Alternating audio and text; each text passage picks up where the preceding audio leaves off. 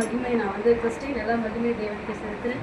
So இந்த இடத்துல வந்து நான் வந்து சிவம் சாருக்கு நன்றி செலுத்துகிறேன், ஜெயமருக்கு நன்றி செலுத்துகிறேன், அதே போக சசி சாருக்கும் நான் நன்றி செலுத்துகிறேன், உமா மேடத்துக்கும் நான் நன்றி செலுத்துகிறேன்.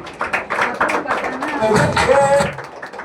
நவீன் சாருக்கும் நான் ரொம்ப நன்றி செலுத்துகிறேன். இவங்கெல்லாம் எனக்கு ஒரு ஒரு முன்னுதாரணமாக எனக்கு எல்லா காரியத்திலும் இருந்தாங்க. எனக்கு தமிழ் வராது, ஸோ நான் ஆந்திரா, நான் இங்கே வந்து தமிழ் கற்றுக்கிட்டு தான் இப்போ மூவ் பண்ணியிருக்கேன். எனக்கு வந்து பார்த்தீங்கன்னா எனக்கு டேடி கிடையாது, அம்மா மட்டும்தான். அம்மா சின்ன வயசுலேருந்து எனக்கு 3 வயசு இருக்கும், தம்பிக்கு ஒரு 6 மாதம் குழந்தை. அப்போ வந்து அம்மா தான் எல்லாம் மூவ் பண்ணி எங்களை வளர்த்தாங்க. ஸோ எங்கள் அம்மா இங்கே வர வைக்க முடியாது, அவங்க ஆந்திராவில் இருக்காங்க. ஆனால் அம்மா வந்து ஒரு சிங்க பெண்ணாக இருந்து தான் எங்களை வளர்த்தாங்க. எல்லா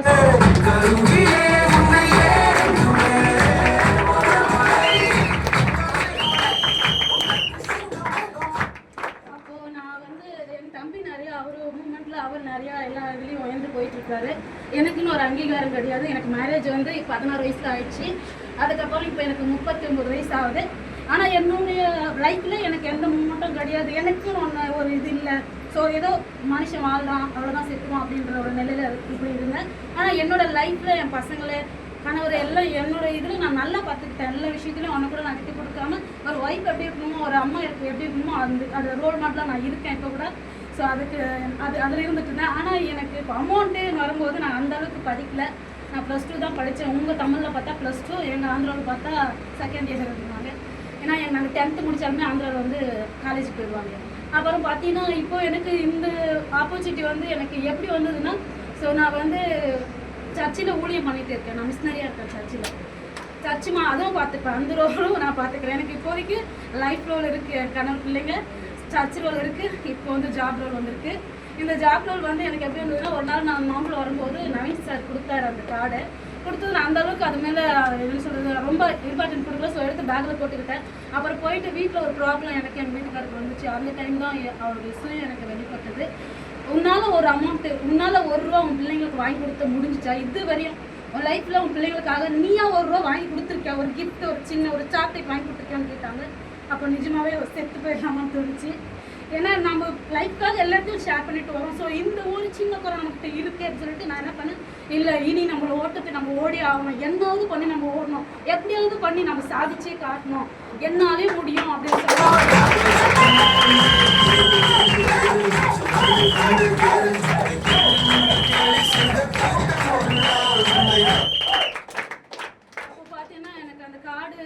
நனைஞ்சு போச்சு. தண்ணியில் நனைஞ்சிட்டு வெயிலில் காய வச்சு அந்த நம்பர் எடுத்து நான் கால் பண்ணேன். நைன் சார் எடுத்து பேசினார். அப்போ இங்கே வந்து இன்ட்ரு அட்டன் பண்ணேன். ஆனால் நிஜமாகவே எனக்கு அந்த நம்பிக்கை இல்லை. இது என்ன நடக்குது, நம்ம சுற்றி ஒரு மேஜிக் மாதிரி இருக்கே. எனக்கு ரொம்ப அது என்ன சொல்கிறது, கனவு மாதிரியே இருக்குது என்னோட உலகம். ஏன்னா நான் ஜாபுக்கு போனதில்லை, அந்தளவுக்கு படிக்கல, எனக்கு படிப்பு தரமே அந்தளவுக்கு கிடையாது, டேலண்ட் இருக்குது பேசுறதுக்கு. ஆனால் என்னது நடக்குது நம்ம சுற்றி. இன்டர்வியூ நான் படிக்கவே இல்லை, நான் எப்படி இதெல்லாம் அட்டன் பண்ணுவேன்னு சொல்லிட்டு ரொம்ப பயந்துருந்தேன். அப்போ நவீன் சார் சொன்னார், அதெல்லாம் ஒன்றும் இல்லை, நீங்கள் வேலை வாங்க மேடம், அதெல்லாம் நான் பார்த்துக்கலாம்னு சொல்லி ரொம்ப எனக்கு என்கரேஜ் பண்ணி வளைச்சாங்க. அப்புறம் வந்து நுழைஞ்சி எல்லாம் அட்டன் பண்ணிட்டு போயிட்டு வீட்டுக்கு போயிடும். எனக்கு ரொம்ப யோசனை, என்ன நடக்குது நம்ம சுற்றி, இது கனவா, அது நிஜமா, எனக்கு தெரியலன்னு சொல்லிட்டு ரொம்ப யோசித்தேன். அப்போது எனக்குள்ள ஒரு இது, தாயின் கருவில் உருவாகும் போது அந்த கருவு 3000 கரு இருக்குது. அந்த 3000 கருவை அடித்து நொறுக்கி அந்த ஸ்பாட்டில் வந்து நான் நின்று இந்த கரு வெளியே வந்திருக்குன்னா இதுக்கு ஒரு காரணம் இருக்கும்.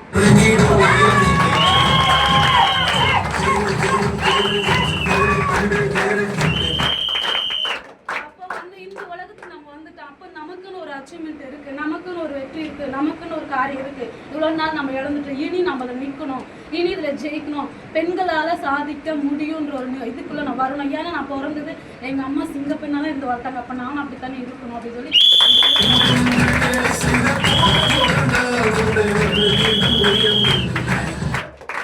இதில் வந்து இன்னைக்கு நான் ஃபர்ஸ்ட் டைம் வந்து மீட்டிங் அட்டன் பண்ணிவிட்டு அதுக்கப்புறம் இதே மாதிரி உட்காந்து இந்த ஒரு ப்ரோக்ராம் பார்க்கும்போது நான் நினச்சிட்டு இந்த இடத்துக்கு நம்மளால் வர முடியுமா, ஸோ நம்மளால் சாதிக்க முடியுமான்னு எனக்குள்ளே ஒரு கேள்வி இருந்துகிட்டே இருந்தது. அன்றைக்கி இதே ட்ரெஸ் தான் நான் போட்டிருந்தேன். அப்போ வந்து சார் கேட்டார், யார் பிளாட்டினம் லீடர் அவங்க கை தூக்குங்க அப்படின்னாரு. நான் தூக்குனேன். இன்னைக்கு பிளாட்டினம் லீடராக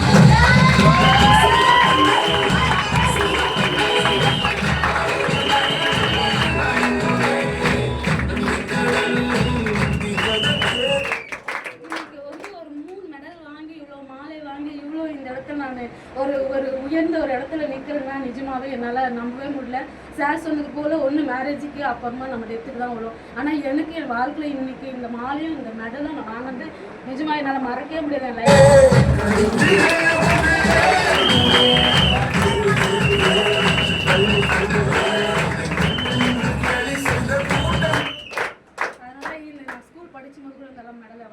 ரசிச்சு இன்னைக்கு என்னோட கருத்தை நான் போட்டுருக்கேன்.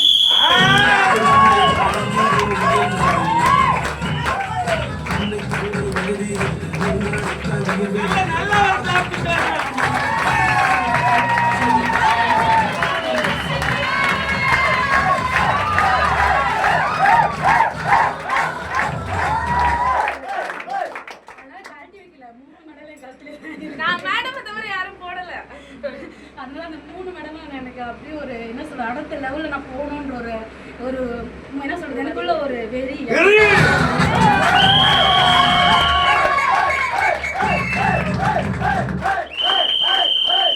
ப்ரோக்ராம்ல சார் ஒரு முறை சொன்னாரு, அவர் நல்ல ட்ரெஸ் கண்டினியூஸாக அந்த யூனிஃபார்ம் கரெக்டாக போகணும் போய் அவர் உட்காரும் போது அதுக்குன்னு ஒரு மெடல் கொடுத்தாங்க. அப்போ தான் எனக்கு இனி நம்ம ஒவ்வொரு டைமும் இந்த போய் அந்த இதில் நம்ம வந்து ஒவ்வொரு இடம் வாங்கி ஆகணும், அந்த அவார்டவே அச்சீவ்மெண்ட் பண்ணி ஆகணும்னு சார் வந்து அன்றைக்கி சொன்னார். அதே போல் தான் இன்றைக்கி நான் இங்கே நிற்கிறேன். நிஜமாகவே அடுத்தடுத்து போகணும், அடுத்தடுத்து இது பண்ணணும். என்னால் எந்த அளவுக்கு எஃபெக்ட் பண்ணணும்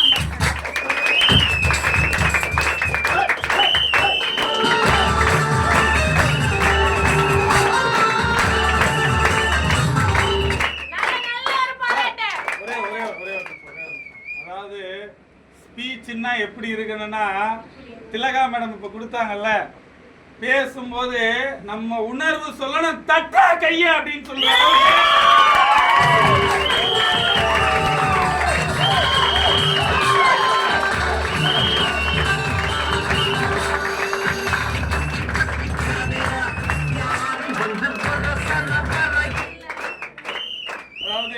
அவங்க தத்துருவமா சொன்னாங்க. மேடம் சொன்னாங்க, எனக்கு வந்து படிப்பு இல்லை, எதுவுமே இல்லை, ஆனால் நான் நல்லா பேசுவேன்னாங்க. சரி என்ன பேசுறாங்கன்னு பார்ப்போம் அப்படின்னு நினைச்சேன்.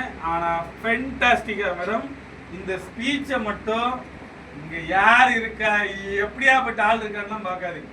உங்க டீம்கிட்ட இந்த ஸ்பீச்சை மட்டும் நீங்க கொடுங்க, இந்த ஸ்பீச்சை மட்டும் கொடுங்க. கூடிய சீக்கிரத்திலேயே டைமண்ட் டைரக்டர் ஆகிற எல்லா தகுதியுமே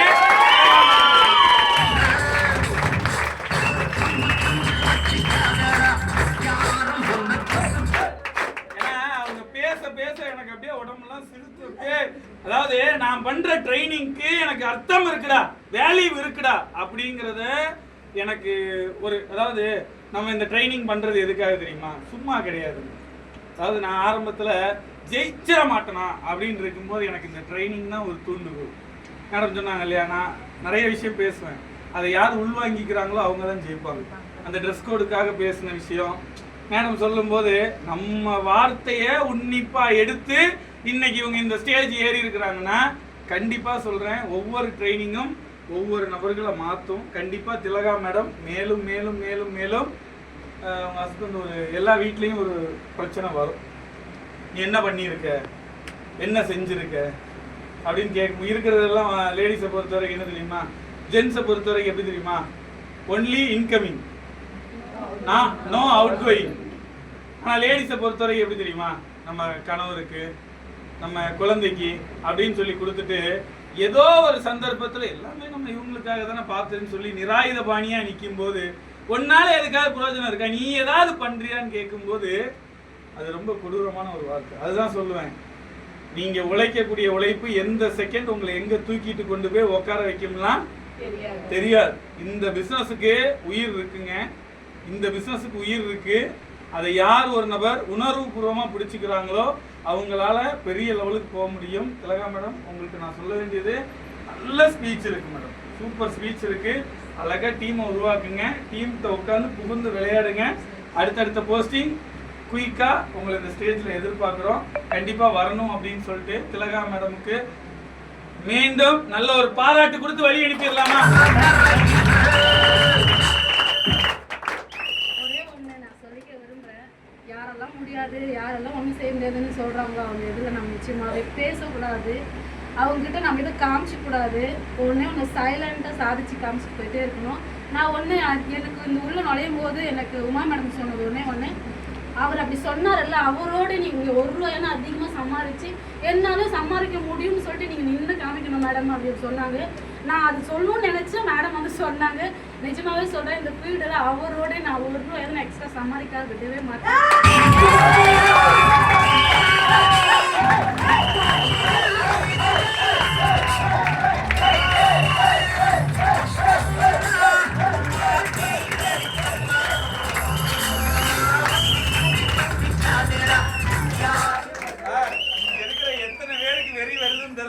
எனக்கு நான்லாம் பயங்கர பாம்ல இருக்கு. பயங்கர பயங்கர வைபு. நம்ம சொன்ன விஷயம் ஒண்ணு, பிறக்கும் போதே நம்ம பலாயிர அணுக்களை வின் பண்ணிட்டு தான் நம்ம ஜெயிக்கிறதுக்காக தான் பிறந்திருக்கோம். கரெக்டா? சூப்பர், செம்ம ஸ்பீச் திலகா மேடம். ஒன்ஸ் மோர் நல்ல ஒரு பாராட்டு.